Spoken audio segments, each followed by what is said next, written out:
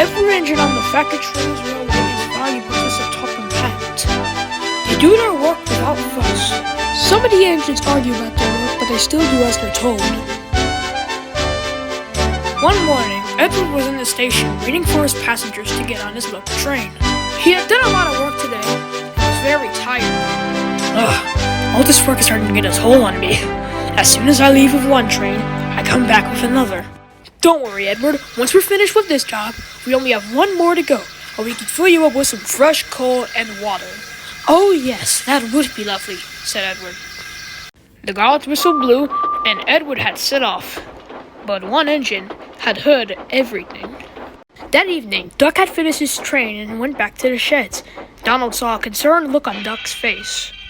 "Aye, Duck, what's on your mind?" said Donald. "It's Edward. He keeps doing more and more work, and I think it's starting to get a toll on him." "Huh," wished Gordon. "That Edward is just getting too old for his own weight."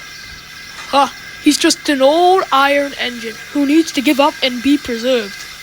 Be quiet. Edward is very valuable to this railway, and I respect him. You're just all jealous. Edward can conquer anything.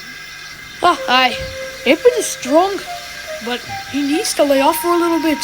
What do we do? The three engines decided to think about it tomorrow, and they all went to sleep. One morning, while Edward was in the siding, Duck pulled up beside him. "Edward, listen, I heard what you said yesterday, and I was wondering if you need any help. I can tell the fat controller if you do."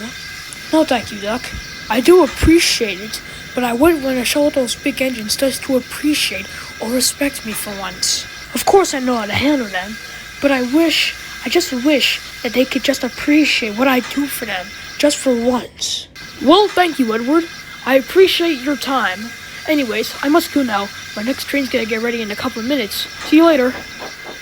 Later that same day, Gordon was taking a heavy goods train. The trucks were being tricky. When they made it to the hill, that was their chance. Hold back! Hold back!" screamed the trucks. Soon Gordon had to stop. "Oh, the indignity," he said.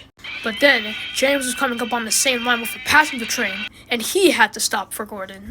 "Move out of the way, Gordon. I need to get through." "I can't. The trucks are holding me back." Edward was waiting by Rosewith in a siding when a workman came up. "Edward, we need your help. Gordon and James are both stuck on a hill with a heavy train. Do you think you can push them?" Edward soon knew this was his chance. "Yes, sir. Right away, sir." And Edward steamed off. Edward made it to the bottom of the hill, only to see the train he had to push. "Oh dear, look who's here. He's gonna pop a piston trying to push us all," said James. Edward soon knew what to do. He buffered up to change his back coach. "On the count of 3, we all go," said Edward. 1, 2, 3.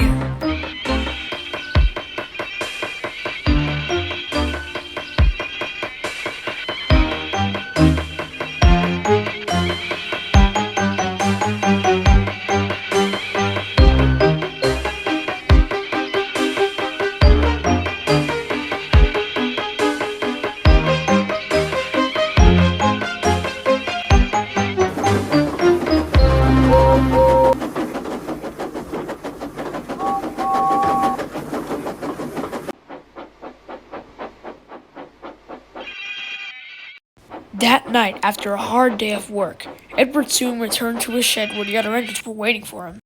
"We sorry we made fun of you, Edward," said James. "We see now that you are more reliable, and we should appreciate what you do for us." "Oh, that's all right. I forgive you," said Edward. I told you he could do anything. I told you. "Aye, laddie. 3 cheers for Edward." "Hear, hear," yelled Duck.